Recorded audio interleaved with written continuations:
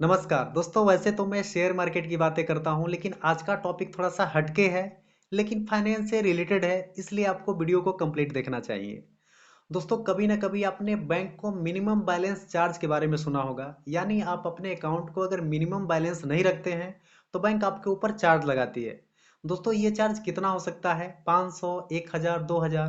दोस्तों, मेरे ऊपर टोटल 10,000 रुपये का चार्ज लगाया गया है। कौन सा बैंक है, इस पर आरबीआई की गाइडलाइन क्या है, और अब तक 5 सालों के अंदर बैंकों ने कितना पैसा वसूल किया है चार्ज के थ्रू, तो इस वीडियो में कंप्लीट बात करेंगे। आपको वीडियो में बने रहना है। सबसे पहले आरबीआई के गाइडलाइन के बारे में बात करते हैं, जो 1 अप्रैल 2024 को लागू होती है और कहती है कि कोई भी बैंक जो अकाउंट 2 साल से इनएक्टिव हैं उन पर किसी भी तरह का कोई चार्ज नहीं लगा सकता है। अगर वो अकाउंट इनएक्टिव है तो कस्टमर को बताए बिना बंद भी नहीं कर सकता है। अगर वो कस्टमर उसको ओपन करना चाहता है तो उस पर किसी भी तरह का कोई चार्ज भी बैंक नहीं लगा सकता है। लेकिन दोस्तों, इस केस में क्या था कि मेरा अकाउंट 2 साल से इनएक्टिव था, मैं उसमें किसी भी तरह का कोई भी लेन देन नहीं कर रहा था। लेकिन अचानक जैसे ही मैंने उसमें पैसा डाला, मेरे अकाउंट से 10,000 रुपये काट लिए गए। दोस्तों, क्या है पूरा का पूरा मैटर, आइए हम आपको विथ प्रूफ दिखाते हैं सब कुछ। तो आइए हम डेस्कटॉप पे चलते हैं। तो दोस्तों, आइए देखते हैं विथ प्रूफ की मिनिमम बैलेंस के नाम पर कितना चार्ज काटा गया है मेरा। तो आप यहाँ पर देख सकते हैं ये बैंक कौन सा है, तो आप देख रहे होंगे ये है एचडीएफसी बैंक। ऊपर मेरा यहाँ पर आप नाम देख सकते हैं, ठीक है ना, ताकि आपको सब कुछ लगे कि हाँ सब कुछ ट्रस्ट है, मतलब सब कुछ आपको रियल दिखाया जा रहा है। दोस्तों देखिए, अगर कंप्लीट बात करूं तो हम आते हैं नीचे। जब मेरा पैसा मैंने इसमें पैसा अपना डाला था, आप देखेंगे यहाँ से। तो दोस्तों, यहाँ से मैं आपको दिखाऊं तो मैंने इसमें अपना लगभग 8 अक्टूबर को मैंने कितना पैसा डाला इसमें, लगभग 29,886 रुपया इसमें पैसा डाला। उसके अगले दिन यानी 10 अक्टूबर को क्या होता है, एक मेरा छोटा सा चार्ज कटता है 275 रुपये का। और कौन सा चार्ज कटता है? AMB, जिसको बोलते हैं ये लोग ओवरेज मंथली मेंटेनेंस चार्ज। यानी 275 कटा, तो मैंने सोचा कि चलिए ये तो नॉर्मल बात है, इतना चार्ज तो लोग कटता ही कटता है, तो मैंने इसको इग्नोर किया। और देखिए, मजेदार बात ये है कि ये जो चार्ज कटा है ना, इसका कोई भी हमें मैसेज, कोई भी सूचना, कोई भी ईमेल नहीं मिला, ठीक है ना। यानी ये जो एचडीएफसी बैंक चार्ज काटता है अपना, तो किसी भी तरह से आपको कोई भी सूचना नहीं देता है। जबकि आरबीआई की ये गाइडलाइन है कि आप ऐसा कर नहीं सकते हैं। आप कस्टमर को बताएंगे कि आपने इस नाम का चार्ज काटा है और उसका बेकायदे आप उसको मैसेज ईमेल देंगे उसको। लेकिन इस केस में, मेरे केस में ऐसा कुछ भी नहीं हुआ, ठीक है ना। थोड़ा सा मैं ऊपर चलता हूँ और भी चीज़ें आपको दिखाता हूँ। देखिए, यहाँ से जैसे थोड़ा सा आप आगे बढ़ेंगे तो आपको यहाँ पर देखिए थोड़ा सा देखने को मिलेगा। आप देखेंगे यहाँ पर एएमबी चार्ज देख रहे हैं, एएमबी चार्ज। ये पूरा का पूरा लगभग ये 1 साल का, 1 साल से ज़्यादा का लगभग देखिए।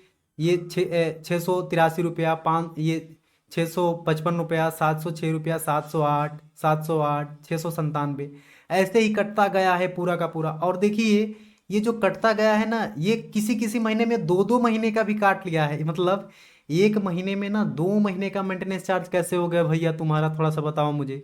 ये देख रहे हैं, सारा का सारा एमबी चार्ज के नाम पर काटता गया काटता गया। कहाँ तक काटा है, थोड़ा सा इसको देखते हैं। तो देखिए, इसने काटा है यहाँ तक।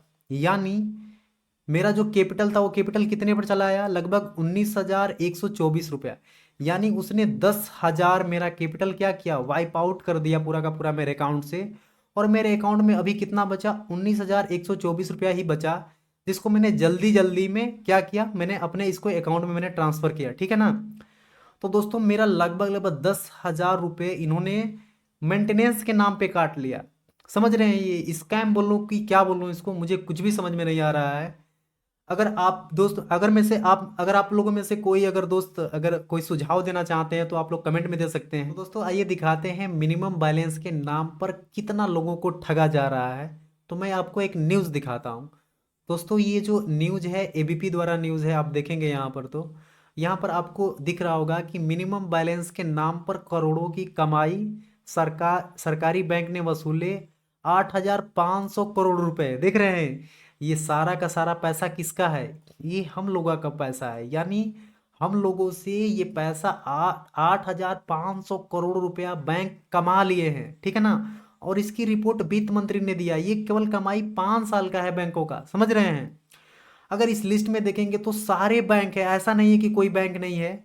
लेकिन एसबीआई अभी लगभग 3-4 सालों से मतलब मिनिमम बैलेंस के नाम पर कोई भी कटौती नहीं कर रहा है। देखिए यहाँ पर आपको सब कुछ यहाँ पर डिटेल मिल जाएगा।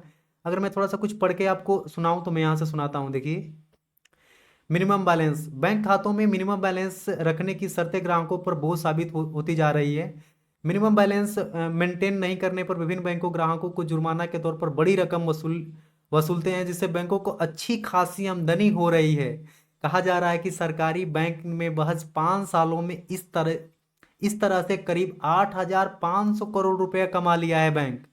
अच्छा दोस्तों, ये बताइए, ये क्या हमारे साथ स्कैम हो रहा है या हमको ठगा जा रहा है? ये क्या हो रहा है? समझ रहे हैं ये इन बातों को आप? यहाँ पर देखें, केंद्रीय मंत्री लोकसभा में दी जानकारी। ये केंद्रीय मंत्री जो अपना पंकज चौधरी थे, ये मंगलवार को बोले। अच्छा, ये न्यूज कब का है? अगर आप इसका अपडेट लेना चाहते हैं तो आपको यहाँ पर मिल जाएगा, ऊपर ही आपको यहाँ पर दिख जाता है कि न्यूज कब अपडेट हुई है। तो देखिए, ये 31 जुलाई 2024 की न्यूज है, ठीक है ना। अच्छा, इस लिस्ट में जब इस न्यूज को आप नीचे तक पढ़ेंगे तो आपको यहाँ से पता लगेगा कि वित्तीय वर्ष में, मतलब इसके पिछले वाले जो वित्तीय वर्ष था उसमें लगभग 2,000 करोड़ था, अभी कितना पहुंच गया? 8,500 करोड़ पहुंच गया। अभी सिचुएशन क्रिएट हो गया है कि पैसा कट गया है मेरा, अब मुझे आगे क्या करना है। तो मैं कुछ सुझाव भी आपको दे देता हूँ। इस केस में आप क्या कर सकते हैं कि सबसे पहले जिस बैंक के थ्रू आपका पैसा कटा है, आप उसमें कंप्लेन करिए और बोलिए कि सर मेरा पैसा रिफंड चाहिए किसी भी हाल में। अगर वो बैंक रिफंड करने के लिए रेडी हो जाता है फिर तो ठीक है, कुछ पैसा आपका रिफंड आ सकता है।